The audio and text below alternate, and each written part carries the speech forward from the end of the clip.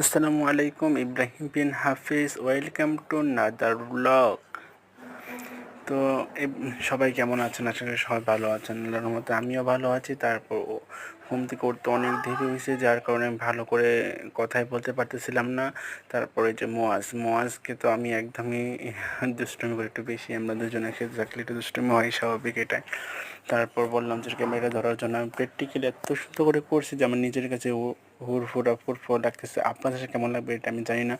তারপর একটু সামান্য একটু দেখানোর জন্য একটু ভিডিওটা শেয়ার করলাম। দেখেন, প্রথম হাতের ছবিটা দেখেই আপনারা বুঝতে পারবেন যে পরেরগুলো কেমন হয়েছে। আলহামদুলিল্লাহ, মাশাআল্লাহ, শুকরিয়া, অনেক সুন্দর হয়েছে। তারপর আমি স্লো মোশন করে একটু দেখিয়ে দিলাম আপনাদেরকে। সবাই মনোযোগ দিয়ে সুন্দর করে দেখেন যে আসলে কেমন হয়েছে। পরের পৃষ্ঠায় চলে যাচ্ছি। তারপর দেখেন এই পৃষ্ঠা উল্টাতেই, তারপর তো দেখতে এটা হচ্ছে একটা মটকা, এটা হচ্ছে ধান রাখার জন্য সিদ্ধ করার পর যে একটা হয় এটা। তারপরে পিসটাই দেখেন কি সুন্দর, কলা গাছ, গোলাপ ফুল, বীজ, সম্পূর্ণ সব কিছু এঁকে ফেলছি। এরপর তো গ্লাস এবং সূর্য এবং সুতোর মাধ্যমে কীভাবে মাছ তোলা যায়, এই প্রোডাক্টটা নিয়ে খুব চিন্তিত ছিলাম, আঁকতে পারতেছিলাম না, অনেক কষ্ট হয়েছে। তারপর ক্যালকুলেটার, কলম আর 3টা ধাম আঁকা, কি এটা খুবই কি ইজি ব্যাপার নাকি? তারপর আর কোনো পৃষ্ঠা নাই, তারপর আমাদের পৃষ্ঠা শেষ।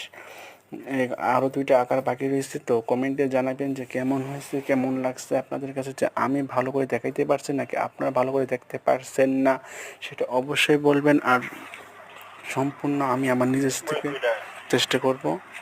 সবাই আমাদের দোয়া করবেন, সুস্থ থাকবেন, ভালো থাকবেন। আর কেউ কারো দিকে হিংসা করবেন না, হিংসা ছাড়া একদম আমাদের এগিয়ে যেতে হবে। সবাই সবার পাশে থাকবেন, হিংসা থেকে না কিছু হবে না। এখানে শুধু ভালোবাসা এবং সাপোর্টের মাধ্যমে একজন আরেকজনের পাশে থাকতে হবে। সবাই সবার জন্য দোয়া করবেন। আল্লাহ হাফেজ, আসসালামু আলাইকুম।